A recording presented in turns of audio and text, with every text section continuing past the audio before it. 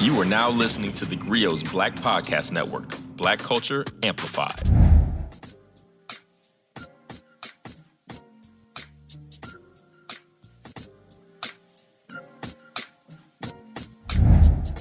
Hello, and welcome to these special episodes of TheGrio Daily, the Kwanzaa episodes of TheGrio Daily, where we just tell Kwanzaa stories, right? Because Kwanzaa isn't really Black Christmas, but it's kind of like Black Christmas in that it's the same time of year, and we all give gifts on Kwanzaa. And Kwanzaa Day, unlike Christmas, you give gifts that you make or that you kind of create for someone else. They don't have to be expensive gifts like a PlayStation 5. They have to be gifts that you intentionally give to a person because it reminds you of unity or faith or one of the elements of Kwanzaa. So every year I used to struggle to find a gift for my mom. Like my mom would give us money to buy her a Kwanzaa gift or to buy each other Kwanzaa gifts. But I could never really think of anything for my mom until one year, me and my friend, we went out to this party, right? Because they would have parties. It wasn't Kwanzaa parties. We just went to a teen party during the Christmas break at the skating rink. And first we went to the mall, then we went to the party. And when I was at the mall, I saw a gift, a Kwanzaa cup. I could not believe it. They were selling Kwanzaa cups in the mall, and they weren't just Kwanzaa cups, right? They were Kwanzaa cups. I don't know how they created this technology, but it was very, very advanced for the time. When you poured your liquid into it, it would turn blue if the liquid was cold and red if the liquid was hot. Man, that was perfect for my mom. So I bought my mom a Kwanzaa cup, and then I went to the party, and man, we partied all night, which was fun except for one thing. I stayed out past my curfew, right? So my friend and I, we go home. Like, he had this old car. It was loud. So I'm trying to sneak back home so my mama wouldn't notice that I was out. So I tell him to let me out of the car down the street. And I'm walking home, and I realize, oh, man, I left my mama Kwanzaa cup in his car. What was I going to do? Like, tomorrow was the day that I was supposed to give her a Kwanzaa cup, and I left it in the car.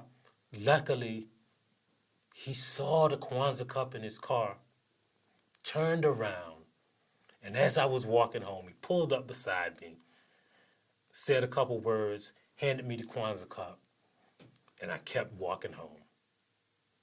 Now, sounds innocent, right? Unless you're a cop. A cop was down the street, and he swore that it was a drug deal. So the cop raced down the street, threw me on the ground, and started questioning me about what I was handing my friend. How much money did I give him? What was the drugs? And I was I'm sure he didn't understand what I was talking about. He probably thought I was high on crack, because I was telling him, hey, man, you're going to break the Kwanzaa cup. Hold up. Just don't break the Kwanzaa cup. Of course, this cop had no idea what I was talking about. And a neighbor came out of the house, saw him.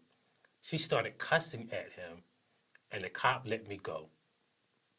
And the neighbor took me home and told my mama that I had got stopped by the police and I was out past my curfew. Man, I got in so much trouble, but my mama got that Kwanzaa cup. And so, on the first day of Kwanzaa, when I was 15 years old, that was the first time I was ever stopped and frisked by a cop. and all I had was a Kwanzaa cup.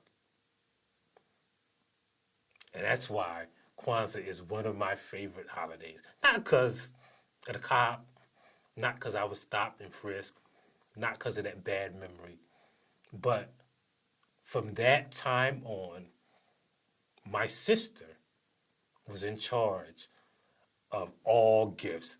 We would just have to give her our money. She was like, I'll just get the gifts from now on. If you gonna spend our money and not come home with my mama gift, then from now on, I'm just gonna be in charge of gifts. So from then on until this very day, every year for every time my mother has a birthday, for Mother's Day, for every holiday, my sister calls us or sends us a text message and tells us what she's going to get my mom for that holiday. And we just have to send her the money. And it's all because I broke my mama's Kwanzaa cup. And that's why you got to subscribe to this podcast for great stories like that. That's why you got to download the TheGrio app. And that's why we'll be back the next time to tell you about another Kwanzaa story. And that's why we're going to leave you with the traditional Kwanzaa greeting. Habari Gani, and thank you for listening to the TheGrio Daily. If you liked what you heard, please give us a 5-star review, download the TheGrio app, subscribe to the show, and share it with everyone you know. Please email all questions, suggestions, and compliments to podcasts@thegrio.com. You are now listening to the TheGrio's Black Podcast Network, Black Culture Amplified.